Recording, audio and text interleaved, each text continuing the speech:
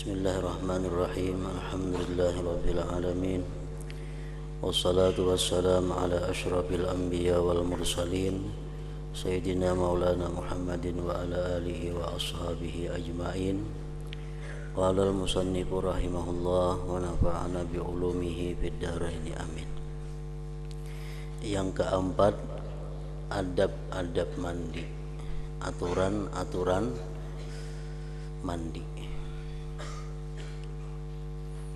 Apabila engkau junub, sama ada karena bermimpi atau jima, maka bawalah sebekas air ke bilik mandi dan mulakan dengan membasuh kedua tanganmu 3 kali,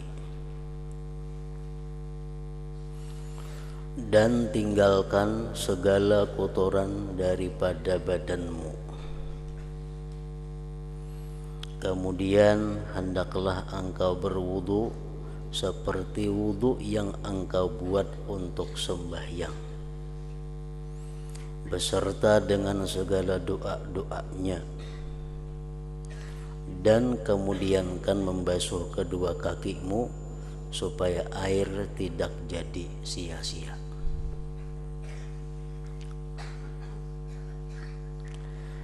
Apabila engkau sudah selesai daripada berwudu, maka tuangkanlah air ke atas kepalamu 3 kali, dan engkau berniat mengangkatkan atau menghilangkan hadas junub. Kemudian tuangkanlah air ke sebelah badanmu yang kanan dan ikutilah dengan sebelah kiri, dan gosoklah bahagian hadapan dan belakang daripada badanmu, dan selati rambut di kepalamu dan juga janggutmu, dan sampaikan air ke tempat-tempat yang berlipat-lipat seperti telinga, ketiak, lipatan-lipatan tubuh, dan sampaikan air ke tempat-tempat yang berlipat-lipat daripada badanmu dan tumbuh rambut. Jadi artinya kita disuruh dalam mandi merangkatkan hadas yang besar itu, disuruh kita memperhatikan kepada lipatan-lipatan yang ada di tubuh ini, karena dikhawatirkan ada anggota tubuh kita nang kada takana air mandi itu, sehingga mandi hadas besarnya itu menjadi kada sah. Dan apabila mandinya itu kada sah, maka otomatis sesudahnya pun kada sah juga. Kalau orang mandi janabah itu kada sah, maka otomatis sembahyangnya pun umpat kada sah. Membaca Qur'annya pun jadi kada berpahala, bahkan diharamkan, karena masih dalam keadaan junub atau dalam keadaan belum suci daripada haid atau nifas.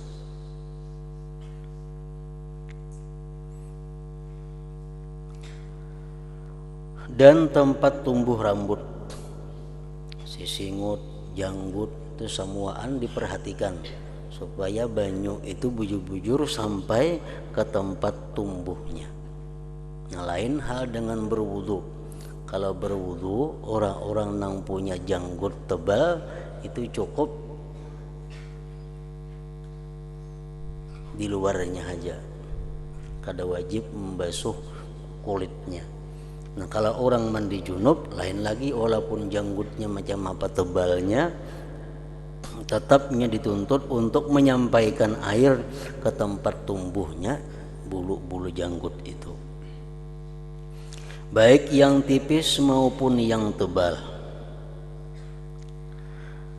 Dan jangan sekali-kali engkau menyentuh kemaluanmu selepas berwudu tadi. maka apabila tersentuh tanganmu akan dia, maka ulangi wudu'mu sekali lagi. Dan perkara-perkara yang wajib dalam mandi ini ialah satu, niat. Niat yang bisa dipakai untuk umum, niat yang bisa dipakai untuk merangkatkan hadas besar janabah, niat yang bisa dipakai untuk merangkatkan haid, niat yang bisa dipakai untuk merangkatkan nifas. Sekali sebuting aja niatnya, umpamanya nawaitul ghusla listibahatis shalah, sahjaku mandi untuk membolehkan sembahyang. Nah, niat seperti itu boleh dipakai oleh orang nang junub, boleh dipakai oleh orang nang mandi suci daripada haid, boleh dipakai oleh orang nang mandi suci daripada nifas. Kalau orang misalnya junub, berniat dia sahjaku mandi merangkatkan junub nang kadesa. Kenapa? Karena hadas besar dia adalah junub. Orang nang mandi suci daripada haid, jarnya sahjaku mandi merangkatkan hadas besar, nah kada mau. Orang yang mandi daripada suci haid, sahjaku mandi merangkatkan janabah, nah itu kada mau. Jadi ada beberapa niat yang bisa dipakai untuk seluruhnya. Orang mandi junub boleh memakai itu, orang mandi haid boleh, mandi nifas boleh. Antara lain nawaitul ghusla listibahatis shalah, sahjaku mandi untuk membolehkan sembahyang. Atau nawaitul ghuslal mafrud, sahjaku mandi fardu. Atau nawaitul ghuslal wajibah, sahjaku mandi wajib. Nah, atau nawaitul ghusla liraf'il hadatsil akbar, sahjaku mandi untuk merangkatkan hadas besar. Itu mencakup sudah. Misalnya orang haid ada, perempuan itu junub ada. Kayak apa niatnya supaya masuk kedua-duanya? Nah, sahjaku mandi merangkatkan hadas besar, atau sahjaku mandi untuk membolehkan sembahyang, atau sahjaku mandi fardu, atau sahjaku mandi wajib. Nah, mencakup sudah semuaan.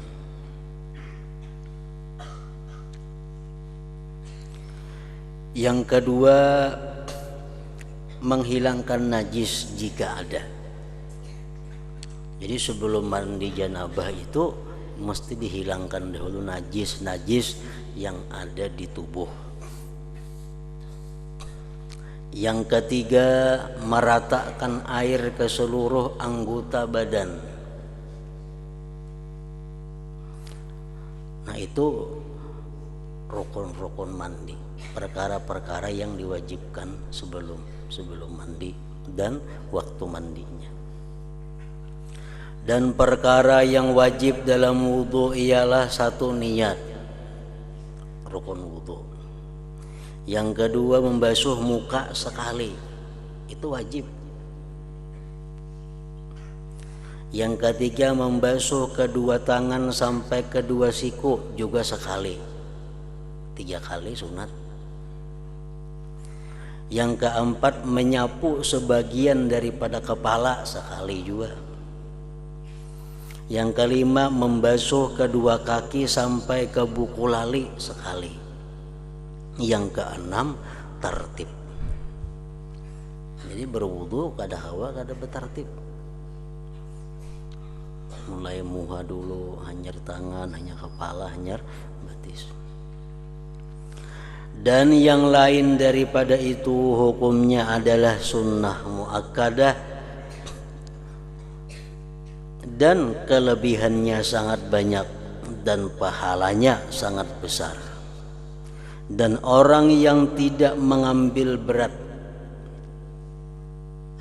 orang yang menganggap inting dengan yang sunat ini adalah rugi.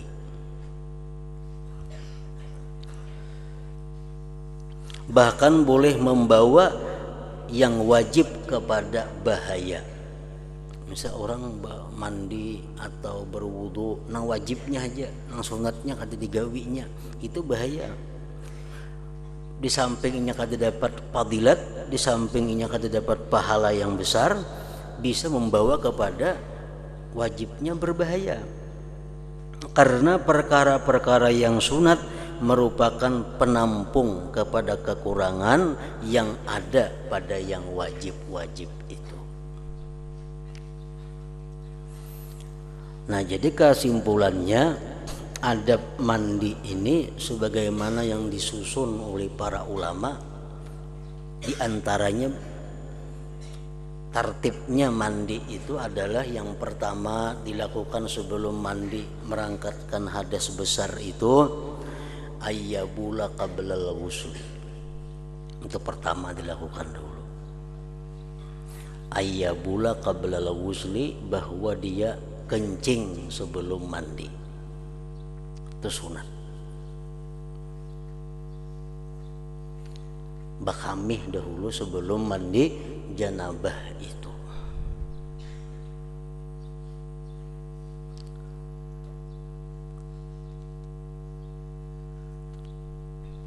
Karena apa? Karena kalau nyiinya kada bakamih langsung mandi janabah. Sesudah mandi janabah keluar lagi air mani sisanya. Nah, itu wajib ulang mandinya. Jadi supaya jangan bulik-bulik mandi itu bakamih dahulu untuk membersihi kalau ada sisa-sisa air mani. Jadi disunatkan sebelum mandi janabah itu bakamih dahulu. Yang kedua, sesudah bakamih ayyuzidal qadara qablahu min maniyin aw najasatin, membuangi kotoran-kotoran yang ada di awak, baik nang suci atau nang najis, dibersihi.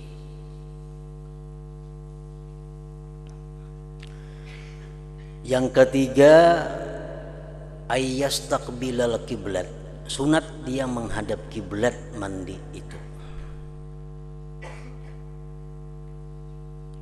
Wayakuma, dan berdiri. Kalau berwudu kan berduduk, kalau yang baik. Kalau mandi ini berdiri. Kemudian ayyatiya bil basmalah, bismillahirrahmanirrahim. Summas siwak, hanyar basiwak. Thumma ghaslil kaffain, hanyar membasuh telapak tangan kiri kanan 3 kali. Summal madmadah, kemudian baku kumur 3 kali. Wal istinsak, memasukkan banyu ke dalam hidung dan menghembuskannya 3 kali. Dan berniat dengan demikian itu sunat mandi. Jadi waktu membasuh 2 telapak tangan 3 kali niatnya sunat mandi. Baku kumur sunat mandi juga niatnya. Memasukkan banyu ke dalam hidung berniat sunat mandi juga. Nah, kemudian sudah tuntung summa ayyaghsila farjaihi wa ma hawalaihima biniyati rab'il janabah anhuma. Kemudian hanyar membasuh kubul dan duburnya dan yang di sekitar keduanya dengan niat merangkatkan janabah daripada keduanya atau merangkatkan hadas besar daripada keduanya. Tuntung dan baku kumur, tuntung masukkan banyu ke dalam hidung, hanyar basuh kemaluan kubul dan dubur dan sekitarnya. Niatnya apa? Merangkatkan hadas besar yang ada di kemaluan muka belakang dan sekitarnya itu. Jadi waktu kita membasuh kemaluan itu niat dalam hati saja, aku merangkatkan hadas besar di kemaluan muka dan belakang.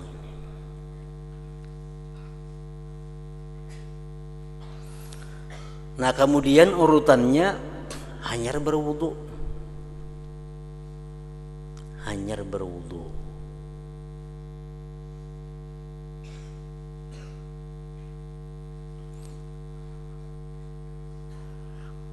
Nah apa niatnya wudu itu? Kalau kita ada beisian hadas kecil, niat wudu. Nawaitu rab al hadatsil asghar. Sahja aku merangkatkan hadas kecil. Kalau ada hadas kecil, maka niatkan berwudu itu merangkatkan hadas kecil. Amunnya kada ada hadas kecil bang, tapi inya junub. Misalnya orang guring berduduk, kemimpi inya keluar mani. Nah, itu dia punya hadas besar, tapi kada punya hadas kecil. Nah, orang macam ini baudunya itu apa? Sahajaku baudu sunat mandi. Nawaitu sunnatal wudu lil ghusli, itu niatnya. Nawaitu sunnatal wudu lil ghusli. Sahajaku melaksanakan sunat wudu untuk mandi.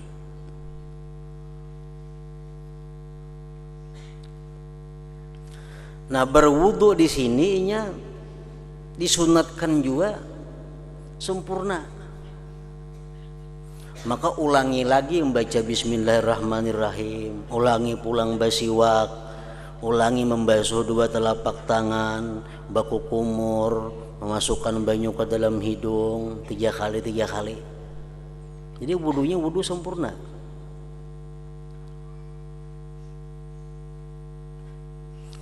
Nah tuntung inya baudu hanyar yufidul ma'ala ra'sihi, hanyar menuangkan banyu di kepalanya,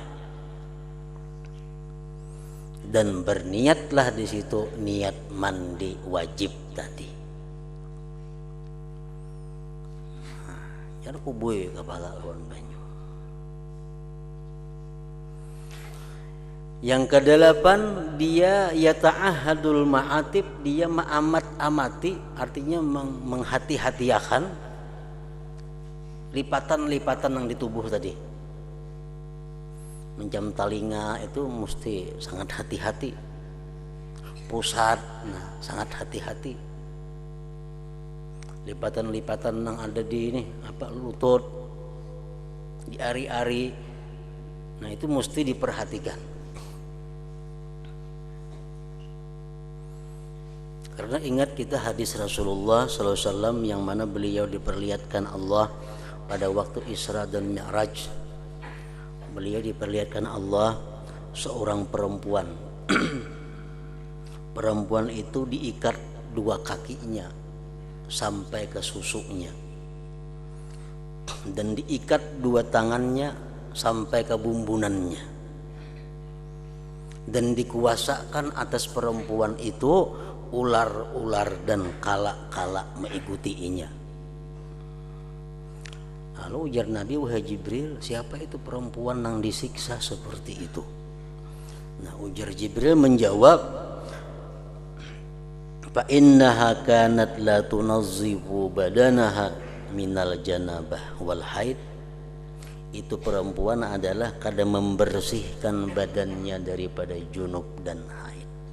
Artinya mandi janabahnya, mandi junubnya, mandi suci dari haidnya itu pambarang, kada teliti, kada hati-hati, sehingga dia mengakibatkan mandinya kada sah, otomatis sembahyang sesudahnya pun kada sah juga.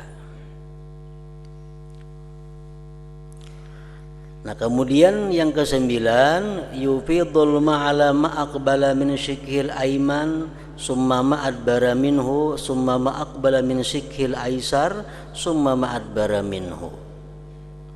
Kemudian dia menumpahkan air ke bagian kanan tubuhnya yang di hadapan, kemudian bagian kanan tubuhnya yang di belakang, hanyar bagian kiri yang di hadapan, hanya bagian kiri yang di belakang. Itu disunatkan 3 kali juga semuaan itu, dan disunatkan menggusuknya.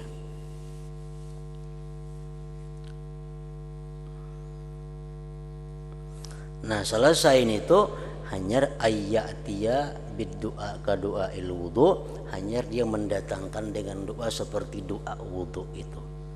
Asyhadu an la ilaha illallah wa asyhadu anna muhammadar rasulullah wa maj'alni minat tawabin wa ja'alni minal mutatahhirin, itu sekurang-kurangnya. Nah jadi macam itulah yang disusun oleh sebahagian ulama mengenai tertib aturan urutan mandi janabah atau mandi merangkatkan hadas yang besar tadi.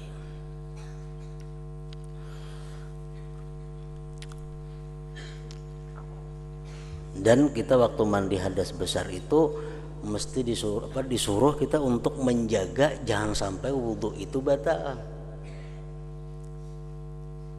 Makanya tadi bedahulu membasuh kemaluan muka belakang itu bedahulu niat merangkatkan hadas besar yang ada di kemaluan muka dan belakang. Bedahulu itu sebelum daripada wudhu. Kadang waktu mandi jangan tagatuk itu lagi. Jadi wudhunya utuh kada batal. Nah kemudian yang kelima, adab-adab bertayamum. Apabila engkau tidak dapat menggunakan air karena satu, ketiadaan air sesudah berusaha mencarinya, dua, atau sebab uzur sakit, tiga, atau ada halangan daripada sampai mencapai air disebabkan adanya binatang buas, atau sebab ditahan di dalam penjara, ada banyu, tayamum, atau karena air itu sedikit yang hanya mencukupi untuk menghilangkan dahagamu atau dahaga kawanmu,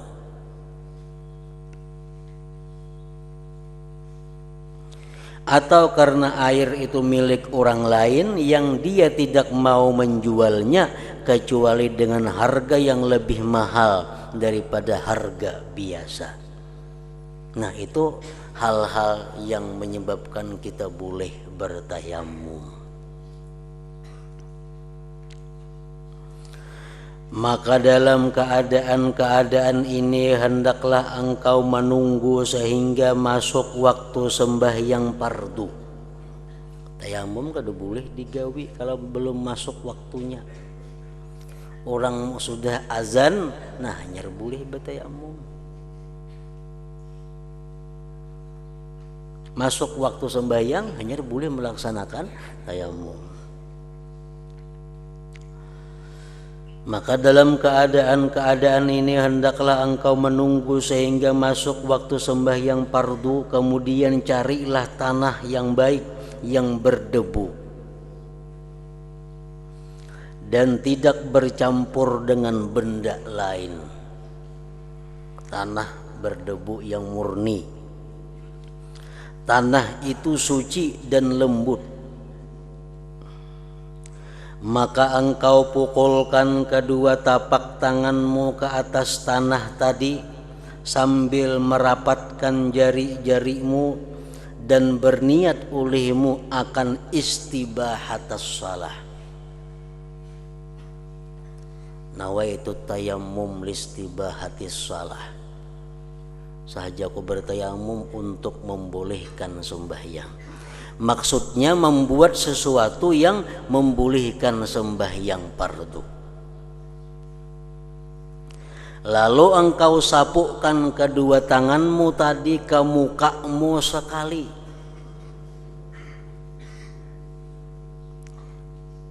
Dan janganlah engkau bersusah-susah untuk memastikan debu itu sampai ke tempat tumbuh rambut. Lain wudu kita disuruh menyelat-nyelati amun bertayamum kada. Sama ada tebal atau tipis. Kemudian tinggalkanlah cincinmu jika ada. Jadi utas dipacul.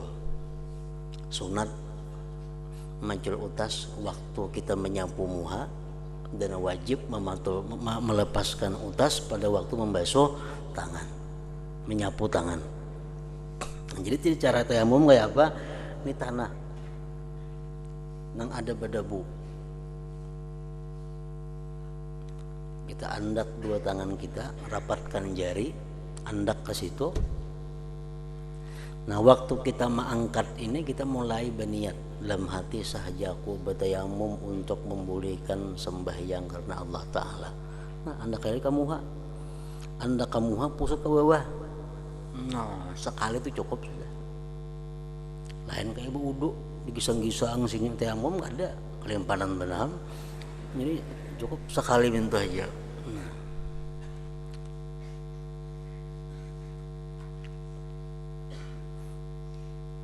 Itu sekali pukulan ngarannya. Kan berbeda dengan wudu. Wudu niatnya begitu banyu sampai di muha. Kalau tayamum ini niatnya begitu mulai mengangkat tangan dari tanah, di situ mulai niat. Sampai ke sini sudah habis niatnya. Kemudian engkau pukulkan pula kedua tanganmu atas tanah sambil merenggangkan di antara jari-jarimu, dan sapulah akan kedua tanganmu sehingga sampai pada kedua sikumu. Itu mesti dipacul utas nih. Besuhan yang kedua, pukulan yang kedua ini wajib mencabut utasnya. Gelang jamnya habis semua dipaculi. Kalau pertama tadi rapatakan jari, nah nang untuk tangan nih ranggangkan jari, andak ke tanah. Andak jangan bakas nang tadi berpindah ke lain bakasnya. Nah, hanyar ya mau.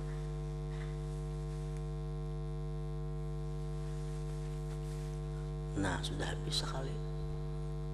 Dua kali itu aja. Muha sekali, tangan sekali.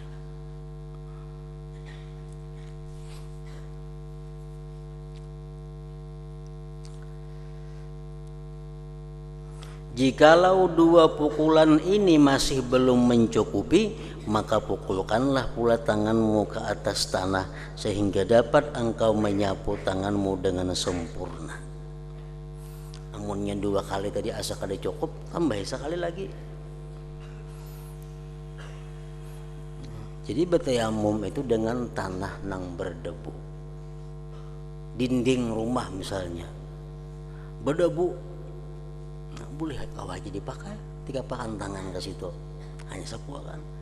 Rancak kayak kaca motor tuh berdebu kalau kelihatan. Nah, tiga pakan tangan di situ, kau bertayamum, asal ada debunya.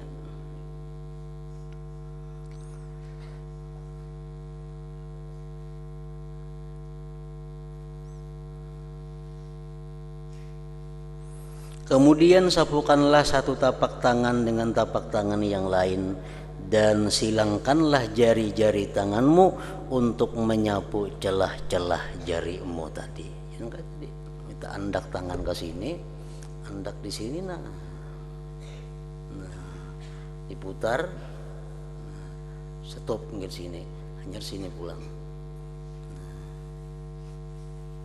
ke sini, nah.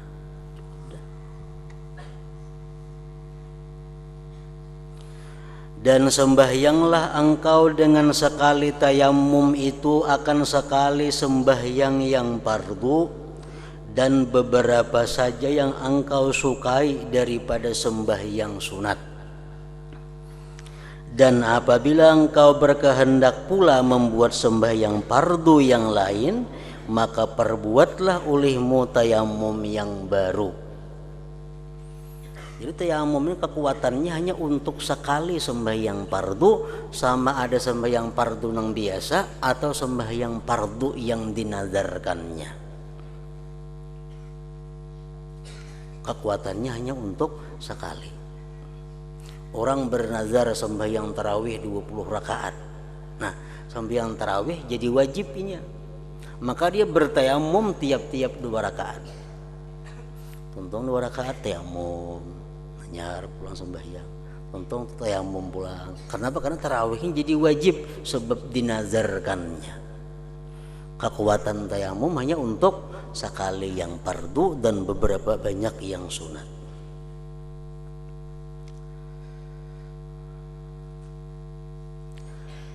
Dan apabila engkau berkehendak pula membuat sembahyang fardu yang lain, maka perbuatlah olehmu tayamum yang baru. Sebahagian ulama ada yang menyusun bahwa ada 16 hal yang membedakan antara tayamum dengan wudu. Ada 16 perkara yang membedakan tayamum dengan wudu. Yang pertama bedanya, tayamum itu la yarfa'ul hadas. Tayamum tidak merangkatkan hadas. Lain hal wudu, wudu merangkatkan hadas. Jadi kalau kita bertayamum, sahaja kau bertayamum untuk merangkatkan hadas, kada sah tayamumnya. Karena tayamum kada untuk merangkatkan hadas. Tayamum cuma gunanya untuk sekedar membolehkan sembahyang misalnya. Nah, jadi tayamum kada merangkatkan hadas, sedangkan wudu merangkatkan hadas.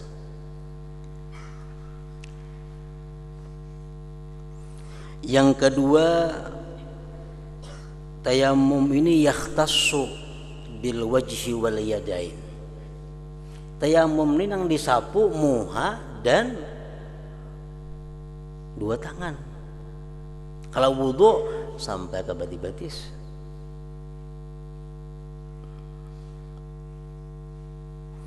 Yang ketiga, bedanya wudu lawan tayamum itu wala yasihhu qabla al-istinja. Tayamum itu tidak sah sebelum istinja. Nah, kalau wudu sah sebelum istinja. Misal bakameh kita, tuntung bakameh belum berbasuh lagi baudu berdahulu. Tuntung baudu hanya bakuboy, boleh aja nih itu. Kalau tayamum kada kawa, berbasuh dahulu hanya bertayamum. Yang keempat, wala qabla duhulil waqti. Bertayamum tidak boleh sebelum masuk waktu sembahyang. Kalau berwudu bebas sih bila-bila kan. Ada jadi masalah.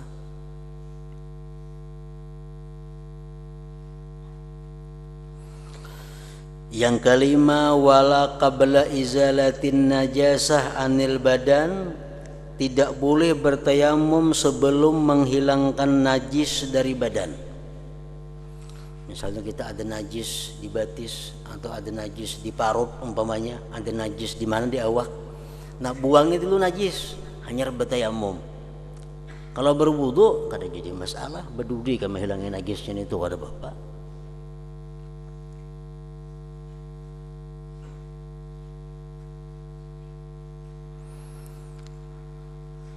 Wala yusannu lahu tajdid.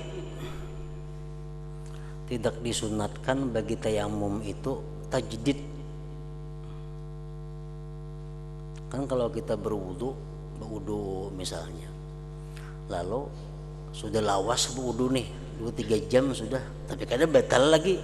Sunat kita memperbaharui wudu, mahanyari wudu sunat.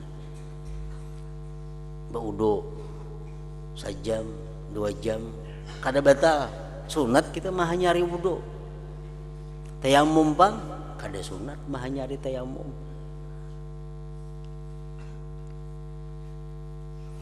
Yang ketujuh, wala minal asibi safarihi qabla taubah.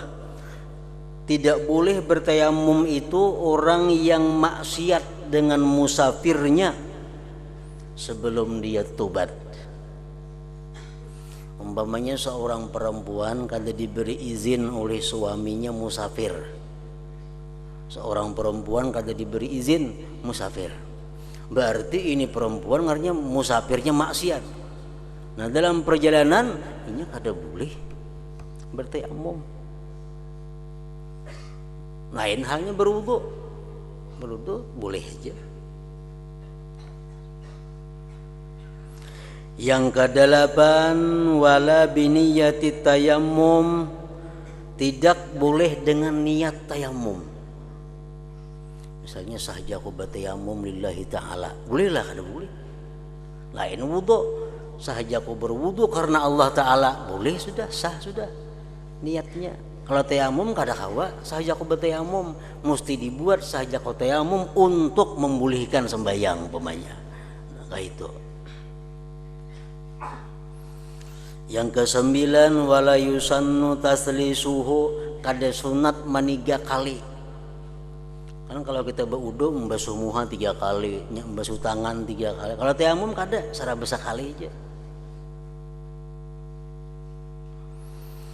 Yang ke-10, wala takhlilus sya'ar, tidak disunatkan menyalat-nyalati rambut bulu. Lain hal kita berwudu, janggut nang tebal, nah diselat-selati. Kalau tayamum kada usah, kada sunat. Wala isalu turab ila usulil khafif, dan tidak menyampaikan tanah kepada pokok-pokok ujung-ujung bulu yang tipis. Kalau kita berwudu berisi janggut tipis, nah kita wajib menyampaikan banyu ke pangkal-pangkal tempat tumbuh janggut itu. Kalau janggutnya tipis. Nah kalau tayamum pang tipis ke kandal kah, kada wajib kita menyampaikan ke ujung-ujung rambut bulu itu. Yang ke-12, wa yabtulu birriddah, tayamum ini batal dengan sebab murtadnya seseorang. Tayamum batal kalau orangnya murtad. Kalau wudu kada. Yang ke-13, tayamum itu batal wa biru'yatil ma', dengan melihat air. Umpamanya kita bertayamum di sini kada ada banyu. Banyu kada ada. Kalau boleh bertayamum. Tayamum. Untung bertayamum hujan hari, nah batal tayamumnya, otomatis batal tayamumnya. Apabila ia bertayamum karena ketiadaan banyu.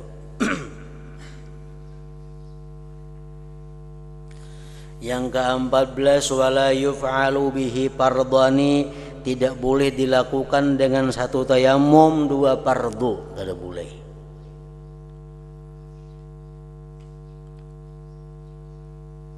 Kalau berwudu kada jadi masalah berapa fardu.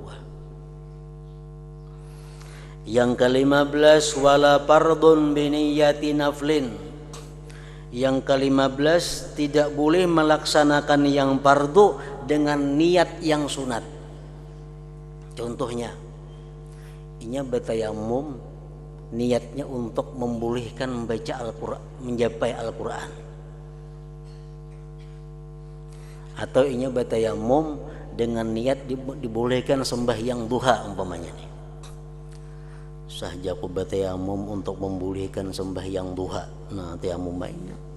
Tayamum dipakai untuk sembahyang wajib kada kawa. Dipakai untuk sembahyang zuhur kada kawa. Kenapa? Karena niatnya sahaja aku bertayamum untuk membolehkan sembahyang duha. Nah, lain kalau wudu. Kalau wudu kada jadi masalah. Sahaja aku berwudu untuk membolehkan sembahyang duha, sembahyang zuhur kada boleh aja juga di situ.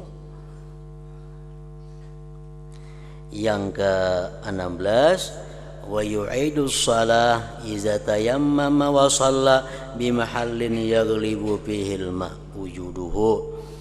Dia mengembalikan sembahyang apabila dia bertayamum dan sembahyang di tempat yang terbiasa, di tempat itu ada air. Kalau wudu ada mengulangi sembahyang.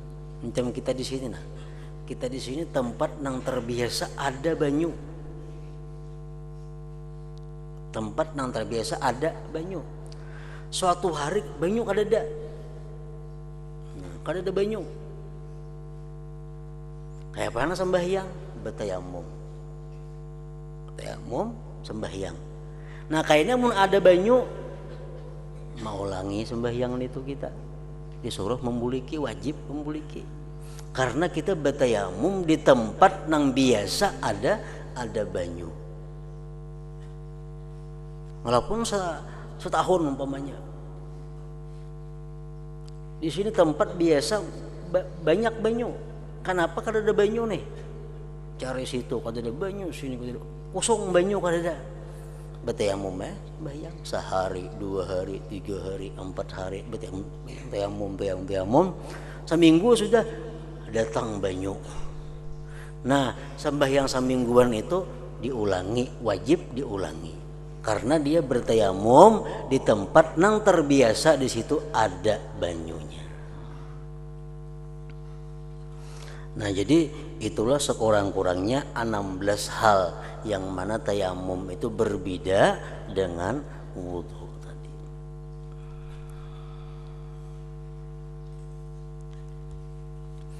Nah kemudian yang keenam, adab-adab atau tata cara pergi ke masjid. Ila hadratin Nabi sallallahu alaihi wasallam. Al-Fatihah.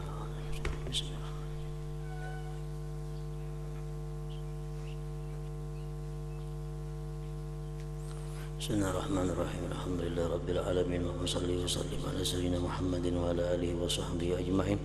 Allahumma ighfir lana ma akhta'na wa ma ta'ammadna wa ma asrarna wa ma a'lanna wa ma asrafna wa ma anta a'lam bihi minna. Antal muqaddim wa antal muakhir, la ilaha illa anta. Allahumma nafa'na bima 'allamtana wa 'allimna ma yanfa'una wa zidna fahman wa ilman wa amalan wa hudan wa taufiqan bi rahmatika ya arhamar rahimin. Sallallahu alaihi sayyidina Muhammadin wa ala alihi wa sahbihi wa sallam.